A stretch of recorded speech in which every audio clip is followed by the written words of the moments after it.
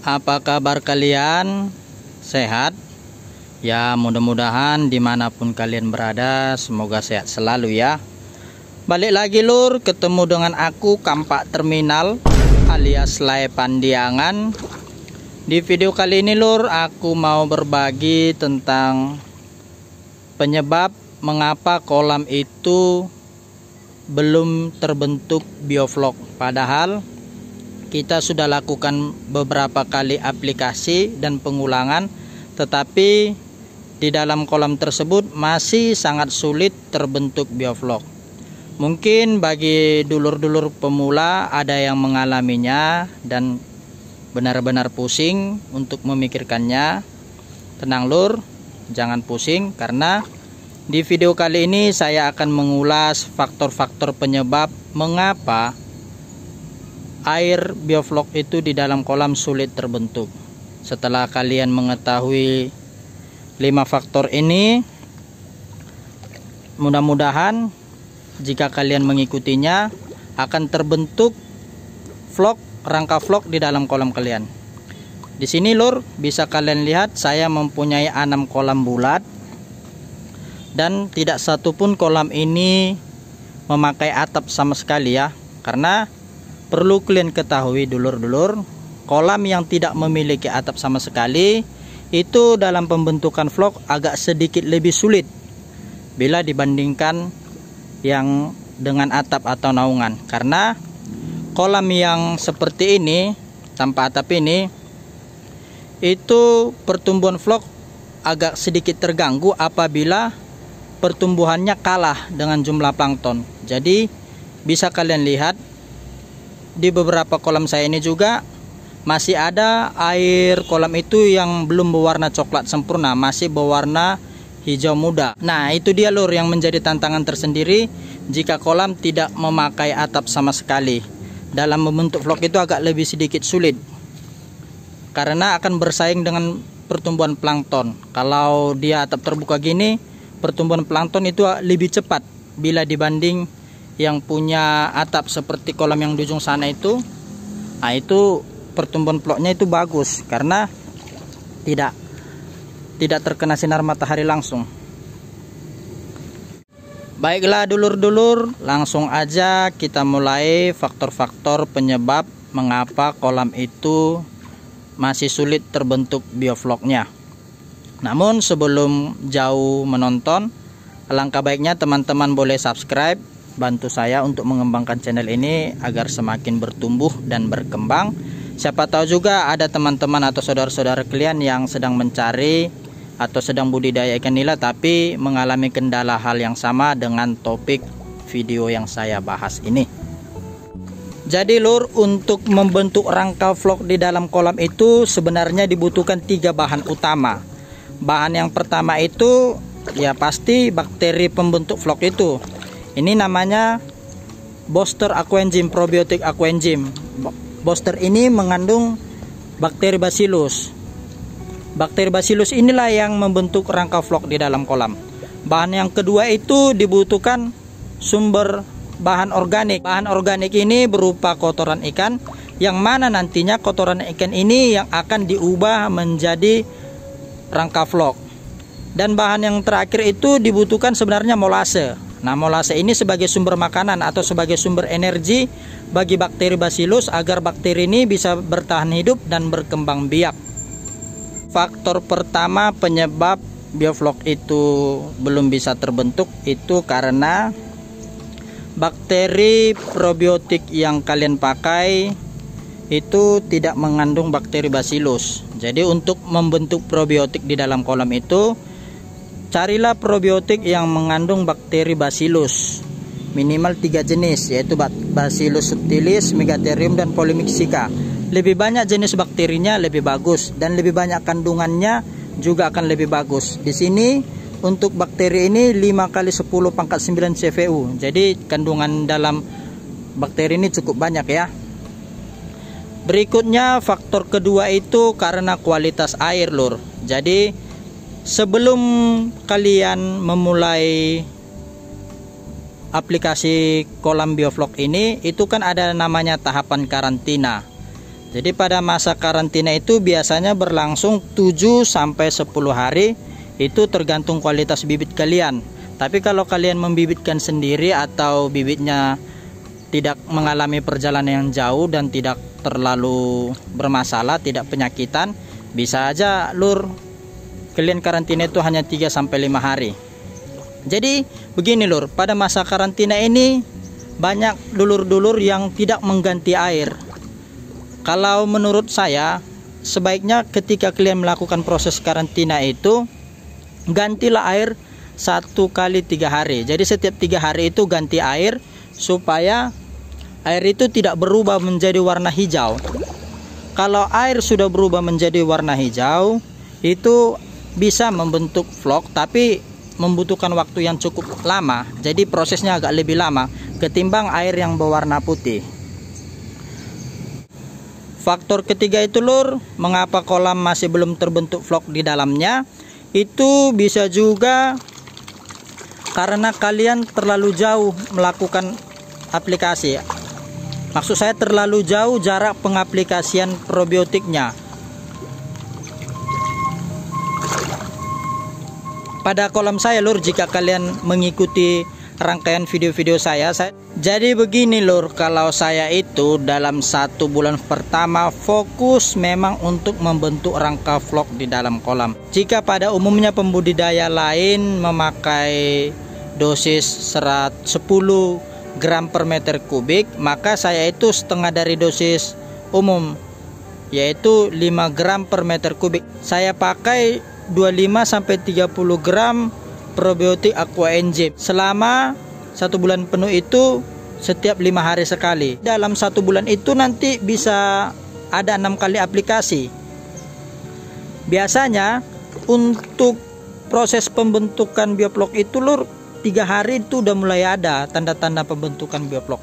Kenapa saya melakukan dalam 1 bulan itu, saya tekan, saya push terus sekali 5 hari, tujuannya agar probiotik itu benar-benar cepat terbentuk. Di sebagian pembudidaya lain itu ada beberapa orang yang melakukan pengaplikasian jarak aplikasi pertama dan kedua itu 7 sampai 10 hari, dan dilanjut ke untuk aplikasi ketiga, keempat dan seterusnya itu mau sampai 1 bulan lur. Jadi menurut saya, kalau dari pengalaman saya pribadi ya, itu kurang efektif karena jaraknya terlalu jauh. Apalagi kalau kalian kolamnya sama seperti saya, memakai atap terbuka seperti ini. Jangan-jangan nanti karena kalian terlambat melakukan aplikasi, malah yang lebih dominan tumbuh di kolam kalian itu plankton, fitoplankton, bukan bakteri basilusnya. Jadi pertumbuhan bakteri basilus itu kalah, tertekan oleh pertumbuhan fitoplankton. Itu sebabnya kalau dalam suatu kolam dia berwarna hijau, dominan hijau, itu didominasi oleh fitoplankton, bukan bakteri probiotik. Kalau kolam yang didominasi bakteri probiotik itu biasanya airnya berwarna coklat lur, coklat muda atau coklat tua lah.